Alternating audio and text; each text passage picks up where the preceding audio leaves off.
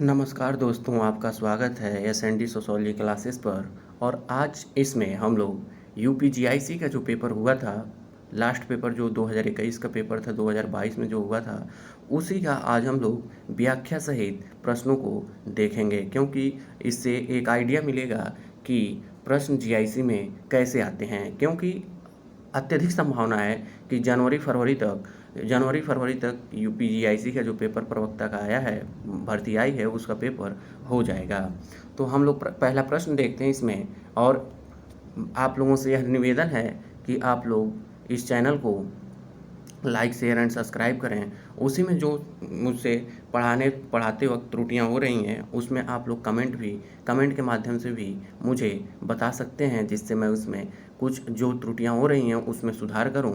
तो आज और इस पर सबसे पहला फोकस होगा, जो प्राथमिकता दी जाएगी अभी इस समय, वह है यूपीपीजीटी, यूपीजीआईसी, बिहार 4.0 और इसी के साथ झारखंड माध्यमिक आचार्य का जो भर्ती आई हुई है समाजशास्त्र की, उससे संबंधित पीजीटी की, उससे ही संबंधित इस पे उसी को ध्यान में रखते हुए हम लोग प्रश्नों को देख रहे हैं। एवं उसी सिलेबस को हम लोग पहले यहाँ कवर भी करेंगे। तो प्रश्न है पहला, आज का पहला प्रश्न है, किसने कहा है कि लौकिकीकरण को समाज के विवेकीकरण के एक माप के रूप में प्रयोग किया जा रहा है? लौकिकीकरण को समाज के विवेकीकरण के लिए किसने कहा है कि माप के रूप में प्रयोग किया जा रहा है? ऑप्शन ए है मैक्स वेबर, ऑप्शन बी है एम.एन. श्रीनिवास, ऑप्शन सी है ये ए.आर. देसाई, ऑप्शन डी है आई.पी. देसाई। तो इसमें ऑप्शन ए सही है, मैक्स वेबर। क्योंकि लौकिकीकरण को जो विवेकीकरण ट्रेडिशनलाइजेशन था उसके रूप में देखा था अगर किसी ने, तो वह है मैक्स वेबर। ऑप्शन हम देखते हैं, इसका व्याख्या देख लेते हैं। व्याख्या क्या है, इसमें कुछ व्याख्या नहीं देखना है, क्योंकि उसे याद कर लीजिए। और वेबर का जो यह परिभाषा थी, वह लौकिकीकरण को समाज के विवेकीकरण के एक माप के रूप में प्रयोग किया जा रहा है। उसमें हम वेबर को देखेंगे कि वेबर जर्मनी के थे और वेबर को व्याख्यात्मक समाजशास्त्र का पिता माना जाता है या कहा जाता है। एवं इसी के साथ उन्होंने वेबर ने देखा था, वेबर ने द सिटी नामक एक पुस्तक लिखी थी 1922 में। उसके बाद the Protestant ethic the spirit of capitalism इनकी एक पुस्तक थी। उसके बाद इन्होंने आगे पुस्तक जो लिखी थी, इन्होंने सामाजिक क्रिया की अवधारणा दी थी। बेस्टहैन जो एक जर्मन शब्द है, उसको भी इन्होंने अवधारणा के रूप में प्रयोग किया था। बेस्टहैन मतलब होता है व्याख्या। तो क्या हुआ कि जब वेबर ने नौकरशाही की अवधारणा दी थी, तो इन्हीं सब चीज़ों को वेबर ने देखा था। अगला प्रश्न हम लोग देखते हैं। यह प्रश्न रिसर्च का है। प्रश्न है, बहुलक निर्धारण के सूत्र z बराबर 3m-2x में यक्स क्या है? तो इसमें यक्स क्या है, तो हम जब देखेंगे, बहुलक इसमें जो है वह 3 है। नहीं, बहुलक बराबर होता है माध्यिका माइनस समानांतर माध्य, तो बहुलक निकल जाता है। तो इसमें ऑप्शन ए सही है, समानांतर माध्य। बस इसमें इतना समझिए कि समानांतर माध्य, माध्यिका और बहुलक, यह तीनों समाजशास्त्र में या सोशल रिसर्च में यह शोध को निकालने का एक व्यवस्था है, एक सूत्र है। अगला प्रश्न देखते हैं। तीसरा प्रश्न है, कोरबी व्यवस्था पद का प्रयोग किया है। ऑप्शन ए है मैक्स वेबर ने, ऑप्शन बी है कार्ल मार्क्स ने, ऑप्शन सी है दुर्खिम ने, ऑप्शन डी है अगस्त काम्ट ने। तो इसमें ऑप्शन बी सही है, कार्ल मार्क्स। कोरबी व्यवस्था का मतलब होता है जमींदारी, या जमींदारी नहीं, इसे हम कह सकते हैं दास प्रथा। यह उस समय यूरोप में बहुत ज़्यादा प्रचलित थी, जिसको कार्ल मार्क्स ने देखा था एवं इसका व्याख्या भी किया था। इसी के साथ जब हम लोग आगे देखेंगे कि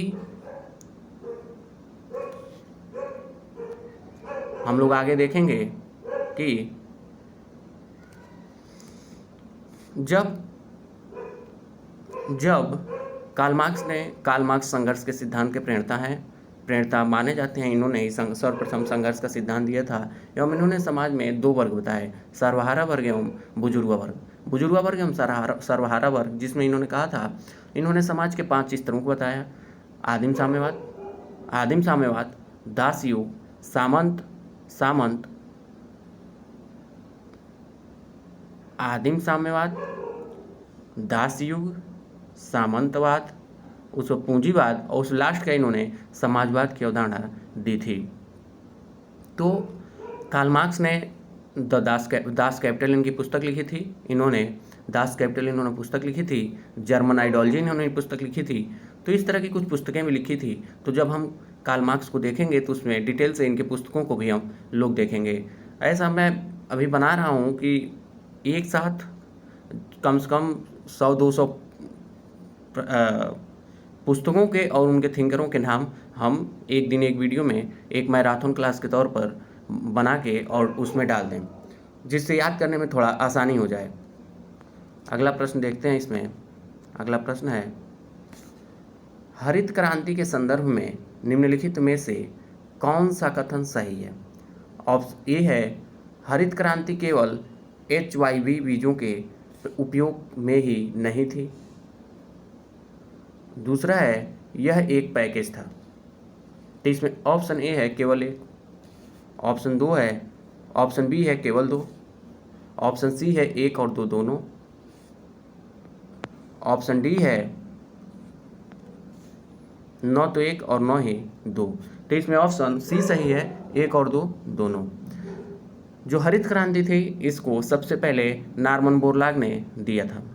इसका जनक जो माने जाते हैं वह विश्व में नॉर्मन बोरलॉग माने जाते हैं। भारत में MS स्वामीनाथन है, जिनकी मृत्यु पिछले साल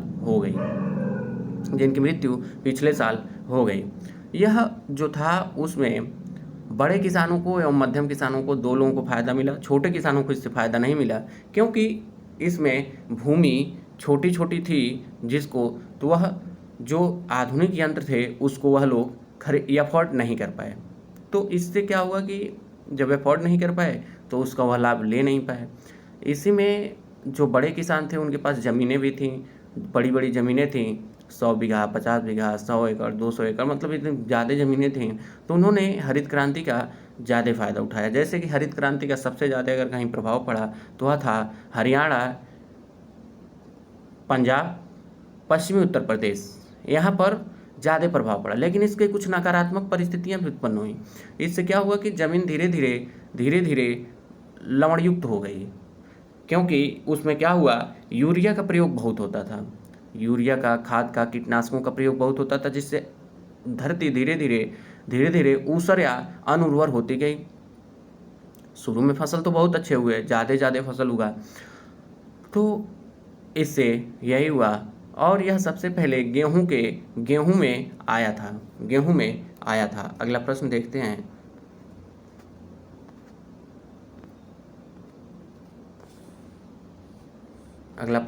हैं। प्रश्न है,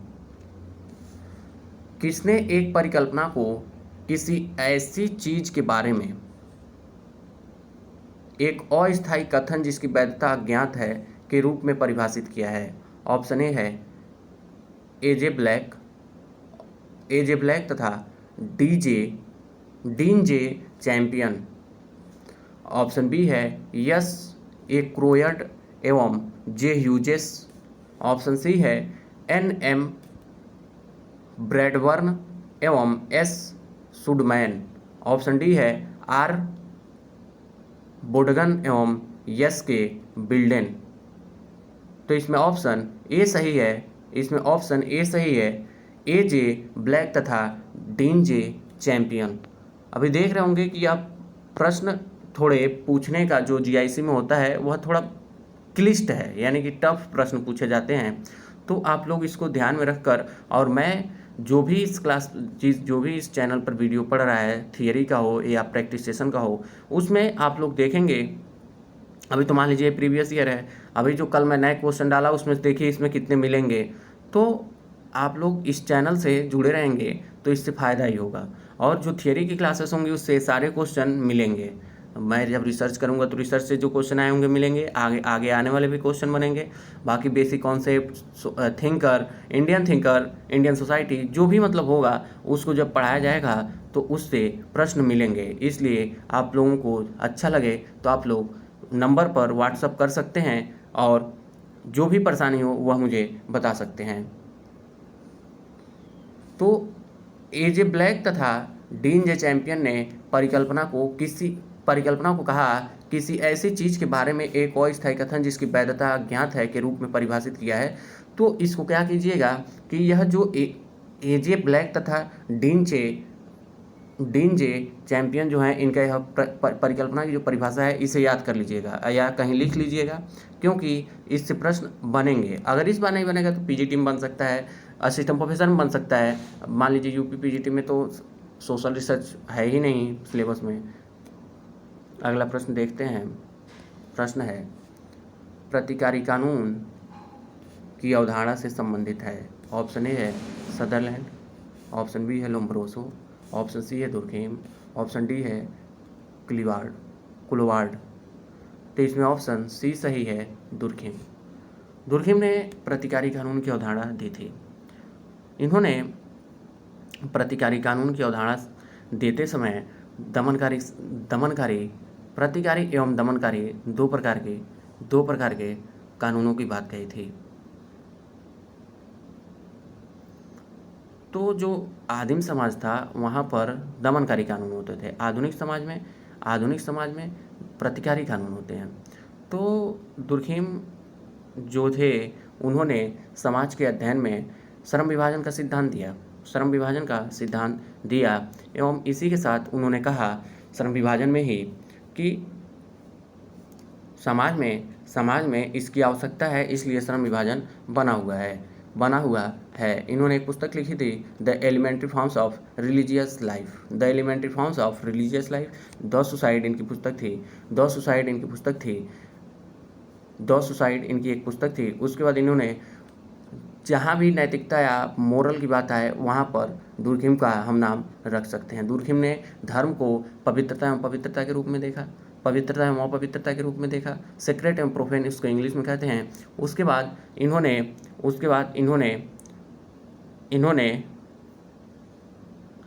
धर्म की अवधारणा, जब धर्म का इन्होंने सिद्धांत दिया था तो इन्होंने सबसे प्रारंभिक धर्म को टोटमवाद को माना और उन्होंने ऑस्ट्रेलिया के अरुंडा जनजाति का अध्ययन किया था। तो दुर्खेम प्रतिकारी कानून की अवधारणा से संबंधित हैं। इन कानूनों का उद्देश्य व्यक्तियों के पारस्परिक संबंधों से उत्पन्न असंतुलन में सामान्य स्थिति पैदा करना है। इसके अंतर्गत दीवानी कानून, व्यावसायिक कानून, संवैधानिक तथा एवं प्रशासनिक कानून आदि आते हैं। इसका मतलब है यह आधुनिक कानून की बात कर रहे हैं, आधुनिक समाज में जो कानून लागू होता है उसी की ये बात कर रहे हैं। अगला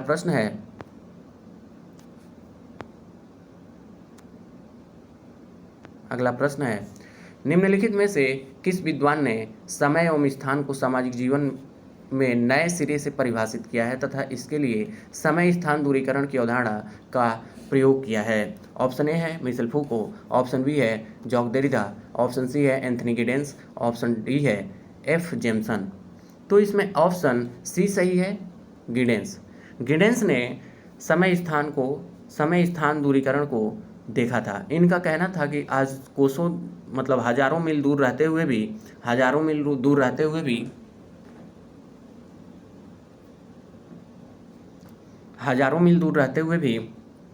वीडियो कॉल पे हम लोग दूरी को कम कर देते हैं, समय के परिप्रेक्ष्य में दूरी को कम कर देते हैं। तो जो गिडेंस थे यह वैश्वीकरण के बहुत बड़े समर्थक थे। इन्होंने लेट कैपिटलिज्म एक शब्द दिया था। इन्होंने कहा कि पूंजीवाद जो है वह लेट है। लेट कैपिटलिज्म का दिया था कि वैश्वीकरण को। तो जो गिडेंस हैं गिडेंस संरचनाकरण की भी बात करते हैं। संरचनाकरण की भी इन्होंने बात की थी या अवधारणा दी थी, जिसमें इन्होंने कहा था कि संरचना हमेशा व्यक्तियों से बनी होती है। जो समाज की संरचना है उसमें व्यक्ति को इन्होंने महत्वपूर्ण माना। आगे हम देखते हैं, जब गिडेंस को देखेंगे तो और देखेंगे गिडेंस ने समय एवं स्थान को सामाजिक जीवन में नए सिरे से परिभाषित किया तथा इसके लिए समय स्थान दूरीकरण अवधारणा का प्रयोग भी किया था। अगला प्रश्न देखते हैं। प्रश्न है, किसके अनुसार सामाजिक नियंत्रण की यांत्रिकी द्वितीयक रक्षाओं की भांति विचलन को रोकने के लिए क्रियान्वित किया है? यहाँ पे पूछ रहा है द्वितीयक रक्षाओं, मतलब परिवार को एक तरह से अगर देखें नियंत्रण की यांत्रिकी द्वितीयक रक्षाओं, मतलब जो सामाजिक नियंत्रण है उसकी द्वितीयक संस्थाएं कौन सी, द्वितीयक संस्थाओं की बात किसने की थी या द्वितीयक रक्षाओं की बात किसने की थी? तो ऑप्शन ए है पार्सन्स, ऑप्शन बी है पॉल लैंडिस, ऑप्शन सी है FML थॉम्पसन, ऑप्शन डी है इमाइल दुर्खिम। तो इसमें ऑप्शन ए सही है, टालकाट पार्सन्स ने यह अवधारणा दी थी और उन्होंने कहा था सामाजिक नियंत्रण दो तरीके से होता है, एक तो सामाजिकरण के माध्यम से होता है, दूसरा द्वितीयक संस्थाओं के माध्यम से होता है। द्वितीयक संस्थाओं में उन्होंने रखा था वैश्यावृत्ति को और द्वितीयक संस्थाओं में शिक्षा को रखा था, राजनीतिक संस्थाओं को रखा था। तो इन्हीं सब चीज़ों को उन्होंने रखा था। पार्सन्स सोशल सिस्टम एक पुस्तक लिखे थे 1951 में और उसी पुस्तक में उन्होंने AGIL की अवधारणा दी थी। AGIL का तात्पर्य है, ए से होता है इंटीग्रेशन, ए से होता है एडॉप्टेशन, जी से होता है गोल अटेनमेंट और आई से होता है इंटीग्रेशन और यल से होता है लेटेंसी, जिसका तात्पर्य है हिंदी में अनुकूलन, लक्ष्य प्राप्ति, एकीकरण और प्रतिमान अनुकूलन, प्रतिमान रक्षण, उसका प्रतिमान रक्षण भी कर सकते हैं। तो इन्हीं सब चीज़ों को इन्होंने दिया था। इसके बाद इन्होंने एक सामाजिक नियंत्रण की अगर इस प्रश्न में बात है तो सामाजिक नियंत्रण की एक बहुत अच्छी इन्होंने सामाजिक नियंत्रण पर एक कथन कहा था कि किसी भी कली को फूल बनने से पहले ही कुचल देना सामाजिक नियंत्रण है। किसी भी कली को फूल बनने से पहले कुचल देना ही सामाजिक नियंत्रण है। इसके आगे हम देखते हैं, अगला प्रश्न है आज का 9वां प्रश्न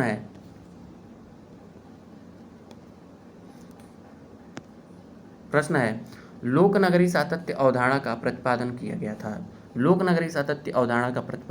गया था। ऑप्शन ए है मिल्टन सिंगर, ऑप्शन बी है रॉबर्ट रेडफील्ड, ऑप्शन सी है मैकी मेरियट, ऑप्शन डी है एस.सी. दुबे। तो इसमें ऑप्शन बी सही है, रॉबर्ट रेडफील्ड लोकनगरी सातत्य की अवधारणा दिए थे। इन्होंने इस अवधारणा को देते समय टेपोजलान का अध्ययन किया था, मैक्सिको के टेपोजलान का अध्ययन किया था। चानकोम, 2 गांवों का इन्होंने अध्ययन किया था, टेपोजलान और चानकोम का। तो मैक्सिको का वो गांव था। तो वहीं पर जो रेडफील्ड थे, रेडफील्ड ने लघु परंपरा एवं दीर्घ परंपरा की बात कही, जिसका भारत में एस.सी. दुबे ने विरोध किया। दुबे ने कहा कि भारत में बहुत से संस्कृति और बहुत से जाति धर्म के लोग हैं, इसलिए भारत में द्वि परंपरा सूत्र से काम नहीं चलेगा, बहु परंपरा सूत्र का प्रयोग करना होगा एवं पंच परंपरा सूत्र की इन्होंने बात कही थी एस.सी. दुबे ने। इसके बाद जो रेडफील्ड हैं लोकनगरी सातत्य की अवधारणा जो ये दिए थे,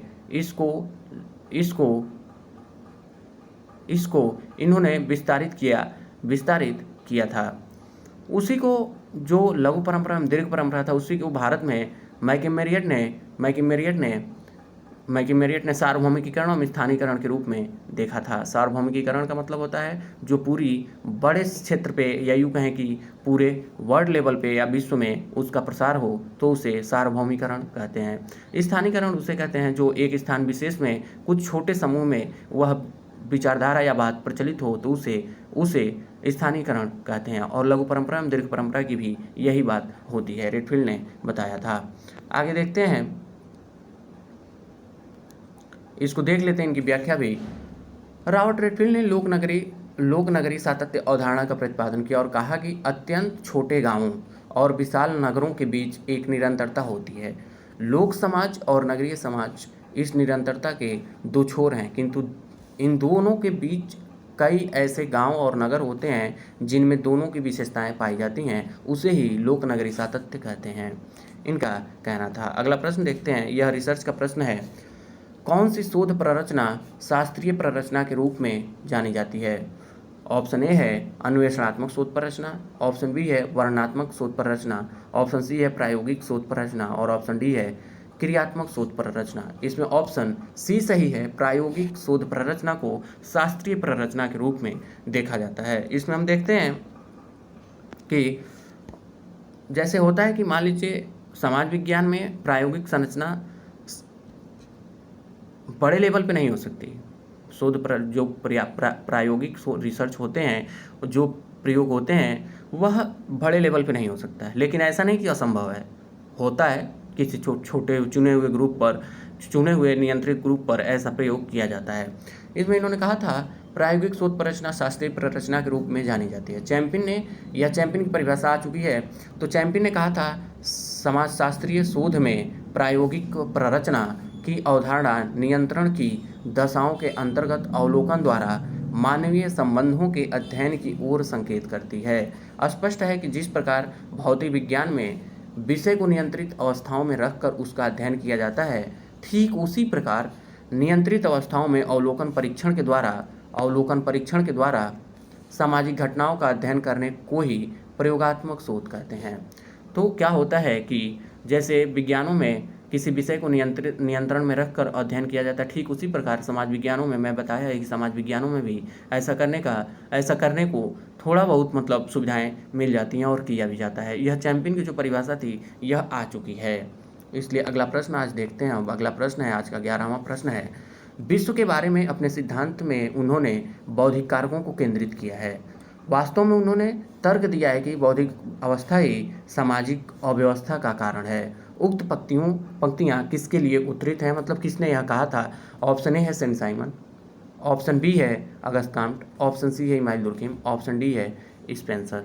तो इसमें ऑप्शन बी सही है, अगस्त काम्ट। अगस्त काम्ट समाजशास्त्र के जनक माने जाते हैं, क्योंकि समाजशास्त्र शब्द को सबसे पहले इन्होंने ही दिया था। अगस्त काम्ट जो थे वह जब पैदा हुए 1798 में फ्रांस के मॉन्टपेलियर में, वह यूरोप में जब जन्म लिए तो उस समय यूरोप कई सामाजिक समस्याओं से गुजर रहा था, जिसमें उन्होंने देखा, और जैसे जैसे वो बड़े होते गए समस्याएं बढ़ती गई एवं उसका समाधान नहीं निकल पाया। तो काम्ट 1822 में जब मिले वह सेंट साइमन को उन्होंने अपना आध्यात्मिक गुरु भी माना एवं मित्र भी। तो साइमन के साथ मिलकर उन्होंने एक पुस्तक लिखी थी, plan of the scientific operations necessary for the reorganisation of society. यह एक निबंध था उनका, सबसे पहला निबंध, दोनों लोगों ने मिलकर इसे ही लिखा एवं इसी के साथ उन्होंने उसमें कई सारे महत्वपूर्ण बात समाज के बारे में उन्होंने कही थी। तो जो सेंट साइमन थे उन्होंने समाज के अध्ययन के लिए जिस शब्द का प्रयोग किया था उसे उन्होंने सोशल बायोलॉजी कहा था, सामाजिक जीव विज्ञान कहा था। लेकिन इस बात से अगस्त काम्ट सहमत नहीं थे। अगस्त काम्ट का कहना था कि समाज विज्ञान या समाज का अध्ययन करने वाला जो विषय होना चाहिए उसमें उसका ऐसे अध्ययन हो जैसे एक विज्ञान का होता है, प्राकृतिक विज्ञान का अध्ययन होता है। तो लेकिन यह दोस्ती के हैं या गुरु शिष्य की परंपरा के हैं जो ज़्यादा समय तक नहीं चल पाई। तो क्या हुआ कि उन दोनों में किसी बात को लेकर मतभेद हो गया, दोनों के रास्ते अलग अलग हो गए। तो जो काम्ट थे उन्होंने उस विषय के अध्ययन के लिए, जो समाज की समस्याओं का अध्ययन करता था, उस विषय के लिए सोशल फिजिक्स नाम से एक सब्जेक्ट का प्रतिपादन किया। लेकिन जब तक अगस्त काम्ट उसको रजिस्टर्ड करवाते, प्रकाशन में लाते, उससे पहले ही एडल्फ क्वेटलेट नाम के एक वैज्ञानिक बेल्जियम के जो थे, उन्होंने उसका प्रयोग करके एन एस्से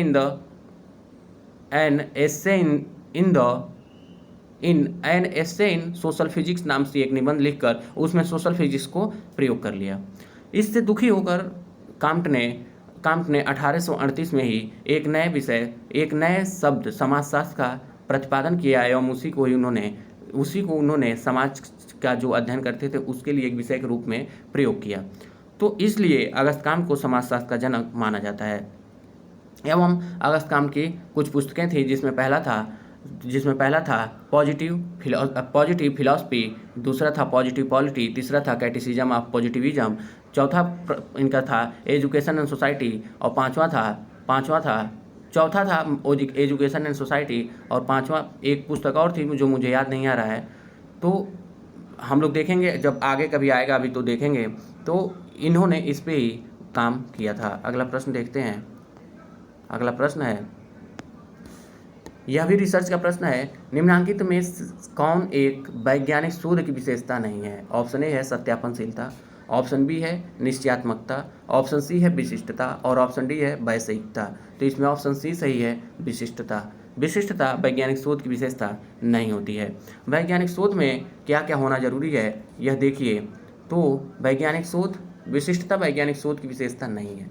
वैज्ञानिक शोध में निम्नलिखित विशेषताएं पाई जाती हैं। पहला है प्रामाणिकता या सत्यापनशीलता, और दूसरा है वस्तुनिष्ठता पाया जाता है, तीसरा निश्चयात्मकता पाया जाता है, चौथा सामान्यता पाया जाता है, पांचवा क्रमबद्धता पाया जाता है।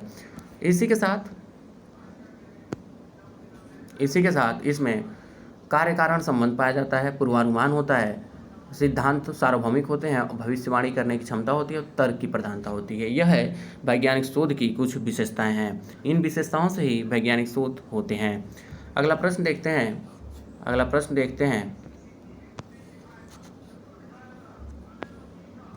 प्रश्न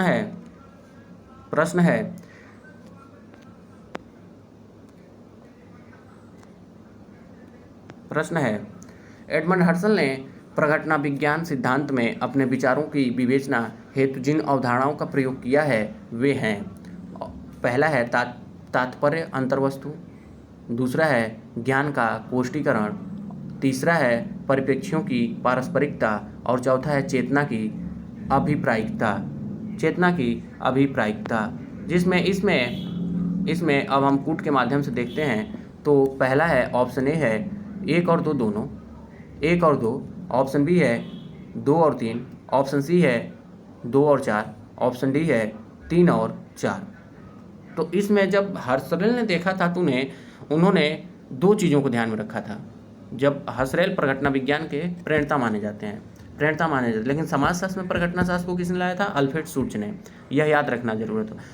और सबसे पहले अगर प्रघटना शास्त्र जो था, इस पर अगर किसी फिनोमिनोलॉजी था, इंग्लिश में फिनोमिनोलॉजी कहते हैं, जो बात किए थे वह हीगल बात किया था। तो लेकिन एक अवधारणा के रूप में यह सबसे पहले एडमंड हर्सरेल ने ही इसका प्रयोग किया था। तो इसमें ऑप्शन सी सही है, 2 और 4। ज्ञान का कोष्टीकरण की अवधारणा इन्होंने दी थी प्रघटना विज्ञान में, और चेतना की अभिप्रायिकता। हम देखते हैं जो हर्सरेल ने सबसे पहले एक सिद्धांत के रूप में प्रघटना विज्ञान को प्रतिपादित किया एवं इसको व्याख्यायित इन्होंने किया था। इन्होंने देखा था कि ज्ञान का कोष्टीकरण होता है, लघुकरण होता है, या उसे ही लघुकरण भी कहते हैं। उसके बाद चेतना की अभिप्रायिकता की अवधारणा का प्रयोग किया था। दर्शनशास्त्र की विधि के रूप में प्रघटना शास्त्र का मूल विषय चेतना के बारे में व्यवस्थित रूप से जानकारी प्राप्त करना है। हर्सरेल का कहना था कि जो प्रघटना शास्त्र है वह चेतना पर ही अध्ययन करेगा एवं चेतना के बारे में ही जो भी वह काम करेगा प्रघटना विज्ञान, वह चेतना के ही बारे में काम करेगा। इसी को ध्यान में रखते हुए अल्फ्रेड शुर्च ने समाजशास्त्र में जब प्रघटना विज्ञान को लेकर आए तो उन्होंने चेतना पर, अंतर्वैषयिकता पर, इन सब चीज़ों पर ही काम किया था। अगला प्रश्न देखते हैं। प्रश्न है, ये भी रिसर्च का ही प्रश्न है, प्रमाप विचलन इस प्रकार विचलनों के वर्गों के माध्य का वर्गमूल है, यह किसने परिभाषित किया था? यह परिभाषा है। तो ऑप्शन ए है A.L. बाउले, ऑप्शन बी है L.R. कार्नर, ऑप्शन सी है D.N. एलहंस, ऑप्शन सी है D.N. एलहंस, और डी है F.C. मिल्स। तो इसमें ऑप्शन डी सही है, F.C. मिल्स। परिभाषा में क्या हम लोग पढ़ेंगे तो परिभाषा ऐसे ही उसे याद करना पड़ेगा, क्योंकि देख रहे हैं परिभाषा कितनी आ रही है, तो परिभाषाएं याद करनी होंगी। अभी हम लोग जब परिवार की 2 क्लासेस हुई हैं और आज एक तीसरी क्लास होगी, और हो सकता हो कि आज परिवार ख़त्म हो जाए, तो उसमें आप लोग देखेंगे कि परिभाषाएं जितनी हैं बहुत इंपॉर्टेंट हैं और याद करनी पड़ेंगी। अगला प्रश्न देखते हैं हम लोग। प्रश्न है, किस वर्ष अनुसूचित जाति परिभाषित शब्द प्रस्तावित किया गया? ऑप्शन ए है 1932, ऑप्शन बी है 1930, ऑप्शन सी है 1933, ऑप्शन डी है 1931। तो इसमें ऑप्शन ए सही है 1932। 1932। अब हम लोग इस क्वेश्चन को देख के कई लोग कंफ्यूज हो जाएंगे, क्योंकि अगर हम सही देखें तो अनुसूचित जाति जो शब्द था उसको सबसे पहले अगर कहीं दिया गया था व्यवस्थित रूप से तो उसे दिया गया था 1935 के भारत शासन अधिनियम में। लेकिन उससे पहले 1932 में बंगाल की तत्कालीन प्रांतीय सरकार द्वारा भारतीय मताधिकार समिति के समक्ष अनुसूचित जाति का नाम प्रस्तावित किया था। तदनुसार भारत सरकार अधिनियम 1935 में पहली बार इन वर्गों की सूची वाला एक अनुसूची जोड़ी गई और इससे पहले इन्हें दलित वर्ग के रूप में वर्गीकृत किया जाता था। तो याद रखिए कि 1932 में बंगाल की जो तत्कालीन प्रांतीय सरकार थी उसने भारतीय मताधिकार समिति के समक्ष अनुसूचित जाति शब्द जो था उसके लिए प्रस्ताव भेजा था। तो उसी को ध्यान में रखते हुए भारत शासन अधिनियम 1935 में उसे एक अनुसूची के रूप में जोड़ दिया गया। अनुसूची के रूप में जोड़ दिया गया। जो अनुसूचित जाति है उनके लिए जो सब दलित जो जाति नीचे लिखा हुआ है दलित वर्ग है उसके लिए महात्मा गांधी ने हरिजन शब्द का प्रयोग किया था। हरि के जन, उनका कहना था कि हरि के जन। तो इसमें क्या हुआ, जिससे भीमराव अम्बेडकर जी सहमत नहीं थे। इसके आगे हम देखते हैं। अगला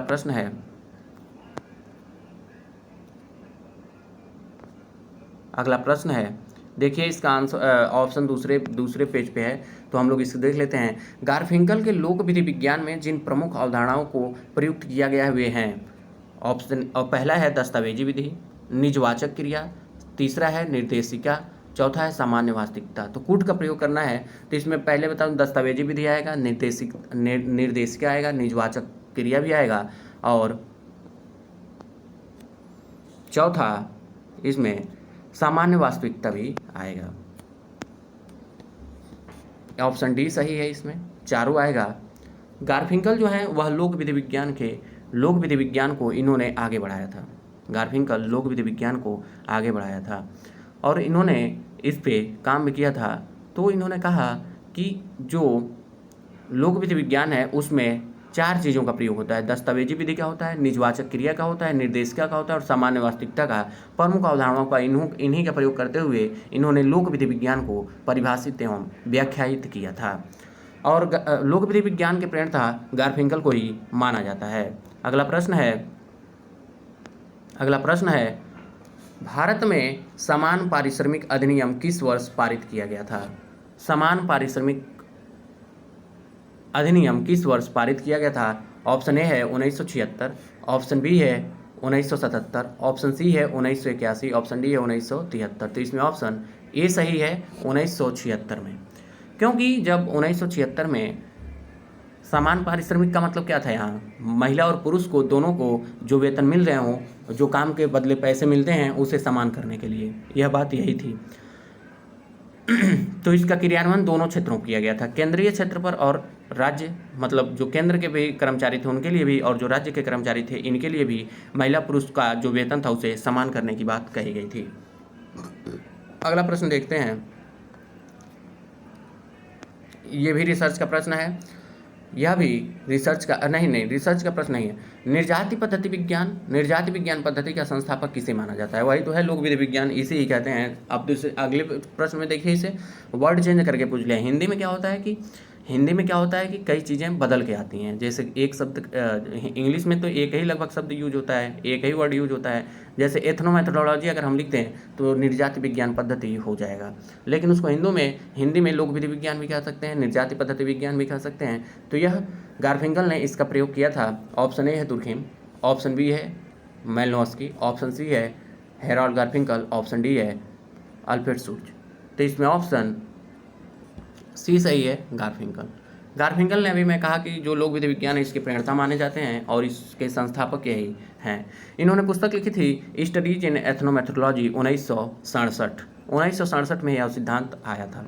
इन्होंने इस सिद्धांत को दिया था। आगे हम देखते हैं कि इस सिद्धांत में इन्होंने क्या क्या प्रयोग किया था, क्या क्या प्रयोग किया था।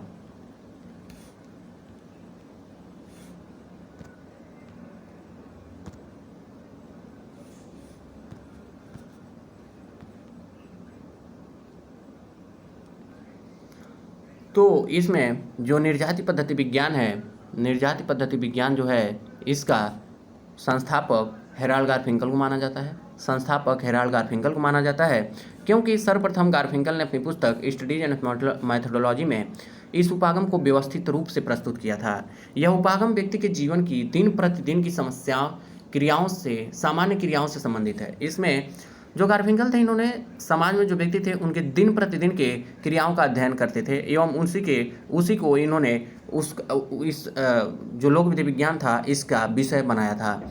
इस उपागम में निम्नलिखित 3 पक्षों के अध्ययन पर जोर दिया जाता है। पहला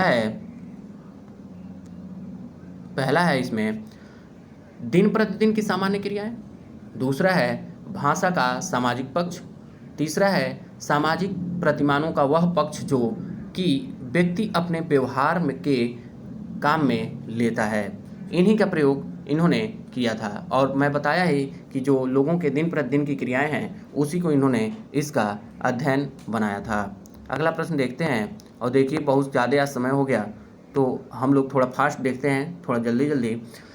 यूएनडीपी जो संयुक्त राष्ट्र विकास कार्यक्रम ने किन वर्षों को मानव गरीबी सूचकांक तथा बहुआयामी गरीबी सूचकांक विकसित किया था? ऑप्शन ए है 1996 से 2006, ऑप्शन बी है 1997 से 2010 और ऑप्शन सी है 1998 से 2011 और ऑप्शन डी है 1999 से 2012। तो इसमें ऑप्शन बी सही, 1997 से 2010 तक।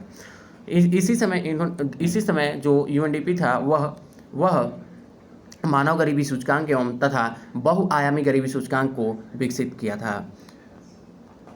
अगला प्रश्न देखते हैं। प्रश्न है, यह सत्य है कि आर्थिक विकास के वर्तमान स्तर की दृष्टि से एशिया अति शहरीकृत है? ऐसी तर्कपूर्ण टिप्पणी किसने की थी? ऑप्शन ए है एम.सी. हासर, पी.एम. हासर, ऑप्शन बी है एम.एस. गोरे, ऑप्शन सी है डेविस और ऑप्शन डी है टी.जी. मग्गी। तो इसमें ऑप्शन सी सही होना चाहिए, डेविस का। हम देखते हैं डेविस सही है कि नहीं। इसमें ऑप्शन ए सही है। यह टिप्पणी पी.एम. हासर ने किया था। पी.एम. हासर ने किया था। तो हम लोग अभी देखते हैं पी.एम. हासर ने और क्या पी.एम. हासर ने किया, जो परिभाषा थी इसे याद कर लीजिएगा। अगला प्रश्न है समाज एक सामान्य पद है, वह व्यक्ति जिन्होंने ऐसा इंगित किया वे हैं। ऑप्शन ए है एफ.एम. अब्राहम, ऑप्शन बी है रेमंडेरा, ऑप्शन सी है योगेश अटल, ऑप्शन डी है आंध्र वित्ते। तो इसमें ऑप्शन सी सही है, योगेश अटल भारत के एक प्रसिद्ध इन्हें समाज वैज्ञानिक या समाजशास्त्री कह सकते हैं। इन्होंने भारत में जाति के बारे में भी कुछ अध्ययन, जाति के बारे में ही इनका योगेश अटल का जाति के बारे में ही अध्ययन विस्तृत रूप से था। अगला प्रश्न देखते हैं। प्रश्न है, कस्तूरबा गांधी बालिका विद्यालय योजना किस वर्ष प्रारंभ की गई थी? ऑप्शन ए है 2005, ऑप्शन बी है 2003, ऑप्शन सी है 2004, ऑप्शन डी है 2006। तो इसमें ऑप्शन सी सही है, 2004।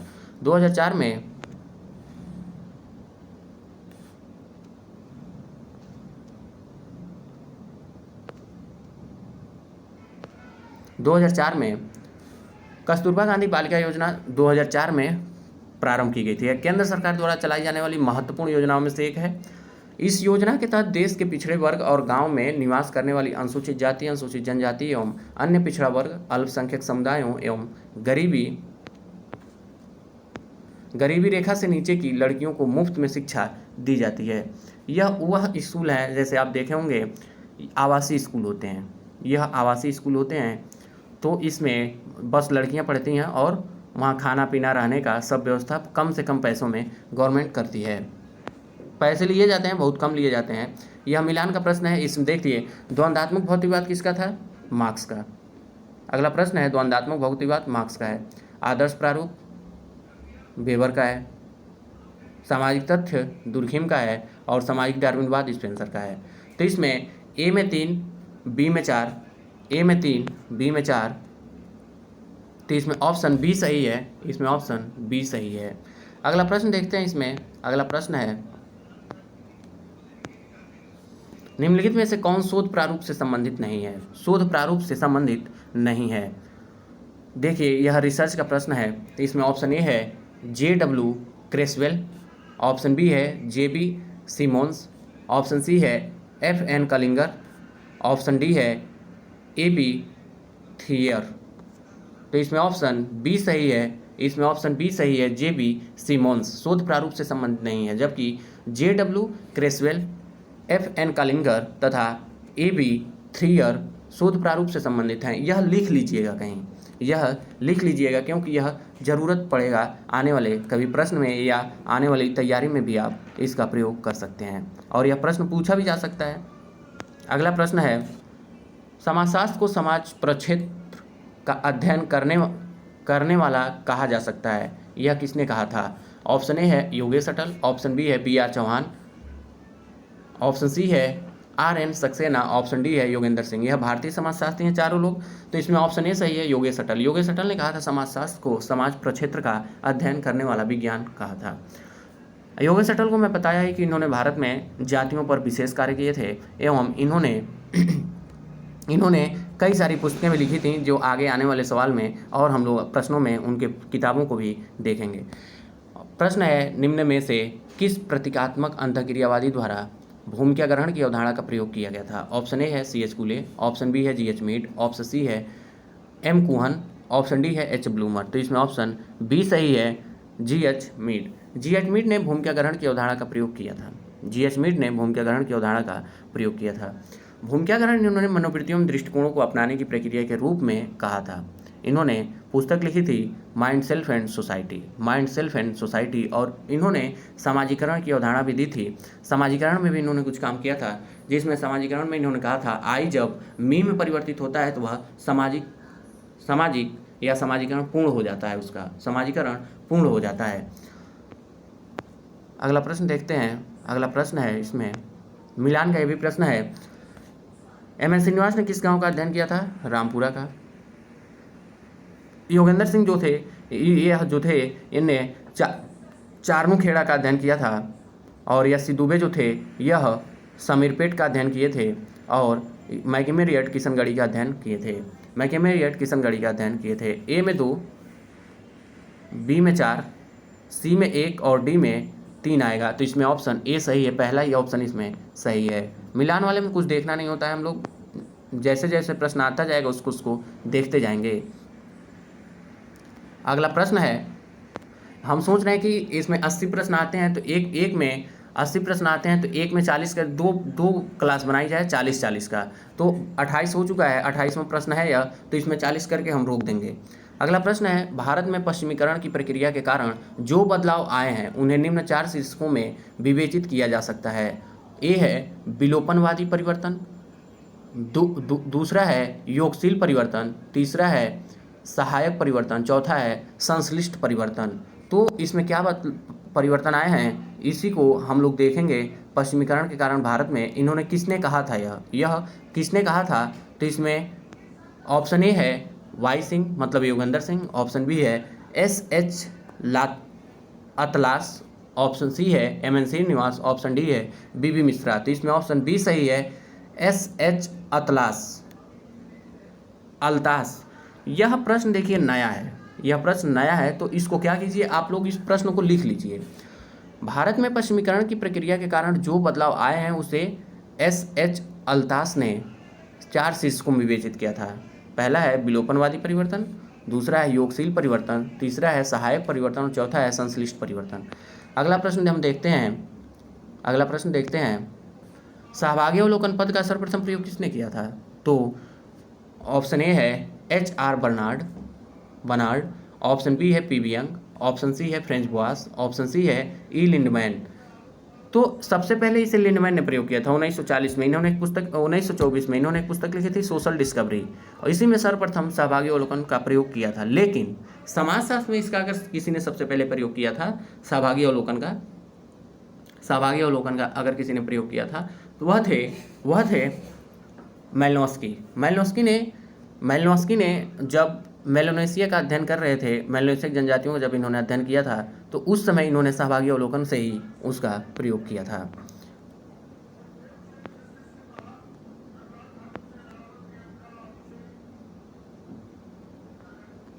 अगला प्रश्न है, नारी मुक्ति के लिए निम्न चरण किसने सुझाए?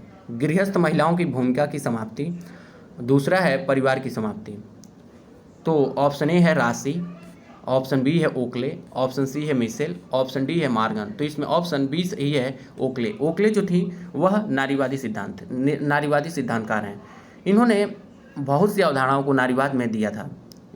तो हम लोग जैसे जैसे नारीवाद आगे आएगा तो उसमें देखेंगे, और अभी बहुत ज़्यादा समय हो गया, वीडियो बड़ा बन जाएगा तो क्लास बड़ी हो जाएगी, तो इससे हम लोग इसको जल्दी ख़त्म करने के बारे में अभी सोच रहे हैं।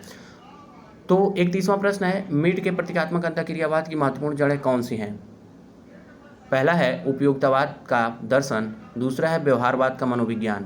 तो इसमें ऑप्शन ए है केवल एक, ऑप्शन बी है केवल दो, ऑप्शन सी है एक और दो दोनों, ऑप्शन डी है न तो एक और न ही दो।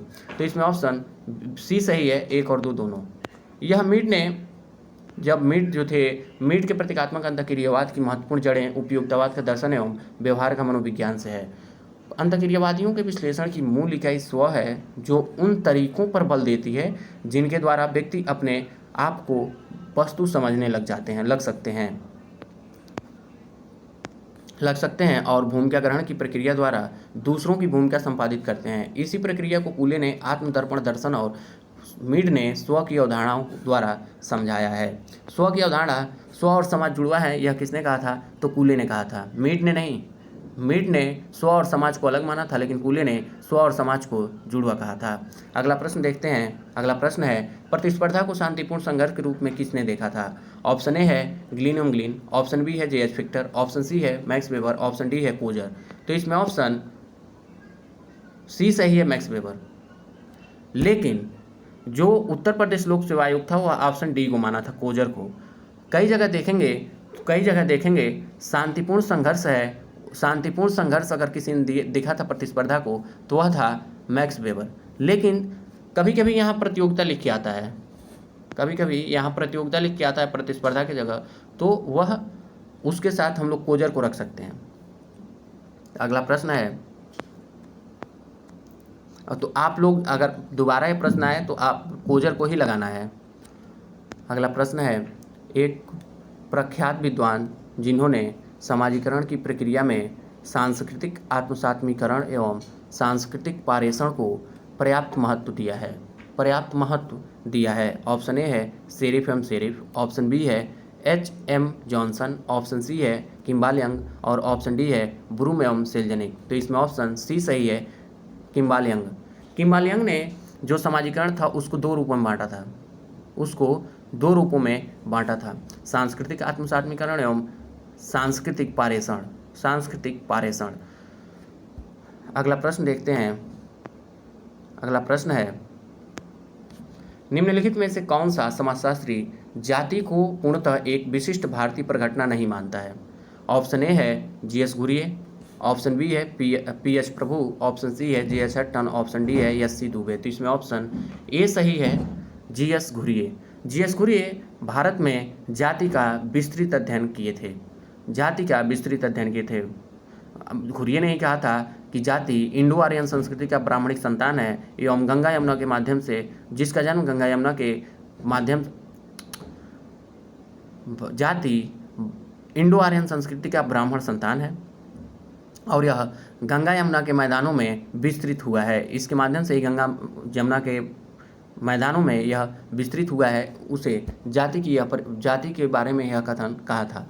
घुरिये पहले व्यक्ति थे जिन्होंने जाति को परिभाषित नहीं किया था। जाति की 6 विशेषताएं इन्होंने बताई थी और इनकी पुस्तक जो थी बहुत महत्वपूर्ण पुस्तक थी, cast, class and occupation.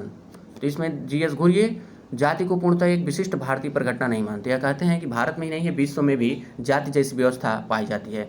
Ghurye जाति व्यवस्था पर चर्चा अपनी पुस्तक कास्ट, क्लास एंड ऑक्यूपेशन में जाति प्रथा के लक्षणों, स्वरूपों, विभिन्न युगों में जाति, प्रजाति, भारत के बाहर जातियों के तत्वों, जाति की उत्पत्ति, अनुसूचित जातियाँ, व्यवसाय एवं जाति वर्ग के कार्यों एवं जाति के भविष्य आदि विषयों पर चर्चा की है। तो इन्होंने द गार्ड्स ऑफ मैन इन्होंने पुस्तक लिखी थी। भारत इंडियन कॉस्ट्यूम्स पर भी इन्होंने पुस्तक लिखी थी, अध्ययन भी किया था। उसके साथ ही इन्होंने यह जो कास्ट, क्लास एंड ऑक्यूपेशन है, यह समय समय पर अपने अलग अलग नाम से प्रकाशित होता रहा है। एक ही बुक था लेकिन अलग अलग नाम से उसमें कुछ संशोधन होते गए और वह प्रकाशित होता गया। यह मिलान का प्रश्न इसे देखते हैं। डाइवर्सिटी डीपी मुखर्जी की पुस्तक है। डाइवर्सिटी डीपी मुखर्जी की पुस्तक है। इंडिया चेंजिंग विलेजेस, यह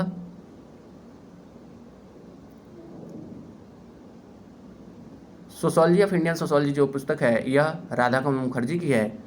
और विलेज इंडिया जो पुस्तक है वह मैकी मेरियट की है। और India changing villages SC. Dubey की यह पुस्तक है। यानी कि यह सीधा सीधा मिला हुआ है। इसमें ऑप्शन तो दिया ही, सुमेलित नहीं है कहा है, सुमेलित नहीं है। तो सोशोलॉजी ऑफ इंडियन सोशोलॉजी यह पुस्तक रामकृष्ण मुखर्जी की है, न कि राधाकमल मुखर्जी की। तो इसमें ऑप्शन सी सही है, इसमें ऑप्शन सी सही है। बाकी डाइवर्सिटी डीपी मुखर्जी के है, इंडिया चेंजिंग विलेज जो है एस.सी. दुबे की है, और विलेज इंडिया मैकी मेरियट की पुस्तक है। एन इंडियन विलेज जो पुस्तक आएगी, एन इंडियन विलेज जो पुस्तक आएगी वह एस.सी. दुबे की होगी। अगला प्रश्न देखते हैं। प्रश्न है, गरीबी के मुख्य कारण हैं स्वयं व्यक्ति, पहला है। दूसरा, संस्कृति अथवा गरीबी की उपसंस्कृति। तीसरा है सामाजिक संरचना अथवा अन्यायपूर्ण सामाजिक परिस्थिति। और चौथा है सीमित अथवा प्रतिबंधित अवसर। तो इसमें ऑप्शन डी सही है पूरा, मतलब कि गरीबी से आश्रय व्यक्ति, या जैसे इसमें जो आएगा वह आएगा, इसमें जो आएगा वह है स्वयं व्यक्ति भी है गरीब होने का कारण। बढ़ती जनसंख्या तो गरीबी का सबसे प्रमुख कारण है। संस्कृति अथवा सामाजिक परिस्थिति भी है। सीमित अथवा प्रतिबंधित अवसर, शिक्षा का अभाव, यह भी गरीबी का प्रमुख कारण है। अगला प्रश्न देखते हैं। लोक विधि विज्ञान के संदर्भ में निम्नलिखित में से कौन सा कथन सही है? ऑप्शन ए है, पहला है लोक विधि विज्ञान सामान्य बोध की पद्धति का प्रयोग नहीं करता है। दूसरा है वे यथार्थ निर्माण की सामान्य बोध पद्धति का अध्ययन करते हैं। तो इसमें दोनों सही है, क्योंकि सामान्य बोध पद्धति का प्रयोग नहीं करता है। यह कहा यथार्थ निर्माण में वह जो सामने होता है उसी का प्रयोग वो लोग करते हैं, क्योंकि दिन प्रतिदिन की जब बात आएगी तो वहाँ देखने से ही होगा। ऐसा नहीं मान लिया जाएगा कि सभी लोग ऐसा ही करते हैं। इसमें ऑप्शन ए है केवल एक, ऑप्शन बी है केवल दो, ऑप्शन सी है एक और दो दोनों, और ऑप्शन डी है न तो एक और न ही दो। तो इसमें ऑप्शन सी सही है, एक और दो दोनों। व्याख्या देखते हैं। लोक विधि विज्ञान सामान्य बोध की पद्धति का प्रयोग नहीं करता है, जबकि वे यथार्थ निर्माण की सामान्य बोध पद्धति का प्रयोग करते हैं, अध्ययन करते हैं। तो लोक विधि विज्ञान के प्रवर्तक सामाजिक संरचना को प्रदत्त नहीं मानकर परिवर्तनशील प्रघटना मानते हैं। लोक विधि विज्ञान के प्रवर्तक कौन है? वह है जो लोक विधि विज्ञान है, इसके प्रवर्तक हैं गारफिंकल। इस उपागम में उस सामाजिक यथार्थ के अध्ययन पर जोर दिया जाता है जिसका निर्माण सामाजिक अंतःक्रिया के माध्यम से होता है। इस उपागम में व्यक्ति की परिस्थिति के बजाय उसकी भूमिका अदा करने की विशिष्टता अधिक महत्वपूर्ण है। अगला प्रश्न देखते हैं। प्रश्न है, वेबर के विचार के अनुसार ऐतिहासिक प्रगति अथवा विकास को एक प्रक्रिया द्वारा व्यक्त कर सकते हैं, जिसे उन्होंने कहा था। वेबर ने किसे ऐतिहासिक प्रगति तथा विकास को एक प्रक्रिया के द्वारा व्यक्त करने के रूप में देखा था? ऑप्शन ए है विवेकीकरण, ऑप्शन बी है नौकरशाही, ऑप्शन सी है प्रबोधन, ऑप्शन डी है इनमें से कोई नहीं। तो इसमें ऑप्शन ए सही है, विवेकीकरण। रेशनलाइजेशन को वेबर ने ऐतिहासिक प्रगति तथा विकास को विवेकीकृत की प्रक्रिया के रूप में व्यक्त किया था। विवेकीकरण की प्रक्रिया का सबसे पहले प्रयोग वेबर ने किया था, नौकरशाही का प्रयोग किया था, नौकरशाही की व्याख्या किया था। नौकरशाही का जो था शब्द उसे डी गोरने ने दिया था। नौकरशाही शब्द जिसने अगर सबसे पहले दिया था तो उसे डी गोरने ने दिया था, और नौकरशाही की जो अवधारणा थी उसको सबसे पहले वेबर ने दिया था। अगला प्रश्न देखते हैं। प्रश्न है, कौन बंधुत्व को सभी सामाजिक संबंधों का मूल स्रोत स्वीकार करता है? ऑप्शन ए है टी.एन. मदान, ऑप्शन बी है इरावती कर्वे, ऑप्शन सी है जी.एस. गुरिये, ऑप्शन डी है आई.पी. देसाई। तो इसमें ऑप्शन बी सही है, इरावती कर्वे। इरावती कर्वे ने बंधुत्व को सभी सामाजिक संबंधों का मूल कहा था। इरावती कर्वे बंधुत्व को सभी सामाजिक संबंधों का मूल स्रोत मानते हैं। सामाजिक रूप से मान्यता प्राप्त ऐसे संबंधों को बंधुत्व या स्वजनता कहा जाता है जो रक्त, विवाह अथवा दत्तकता पर आधारित होते हैं। अगला प्रश्न देखते हैं और आज का लास्ट प्रश्न है, विश्वास का टूटना ही आधुनिकता का बहुत बड़ा परिणाम है। वह व्यक्ति जिन्होंने ऐसा उग्र सामान्यीकरण किया है वे हैं। ऑप्शन ए है निकोलस लुहमान, ऑप्शन बी है एंथनी गिडेंस, ऑप्शन सी है मैल्कम वाटर्स, ऑप्शन डी है जे रोजेनाउ। तो इसमें ऑप्शन बी सही है, एंथनी गिडेंस। एंथनी गिडेंस ने कहा था कि विश्वास का टूटना ही आधुनिकता का बहुत बड़ा परिणाम है। इन्होंने कहा था कि आधुनिकता जो आई है इसमें बहुत से विश्वास टूट जाते हैं। गिडेंस ने ही आधुनिकता को दौड़पथ कहा था, रनवे वर्ल्ड कहा था। रनवे सोसाइटी की बात जब आएगी तो रनवे सोसाइटी में एक और वैज्ञानिक का नाम आता है, अभी मुझे याद नहीं है, मैं बताऊंगा उसे अगले प्रश्न, क्योंकि उसका प्रश्न आया हुआ है इसमें। तो जो यह गिडेंस है उन्होंने रिस्क सोसाइटी कहा था, आधुनिक समाज को रिस्क सोसाइटी कहा था।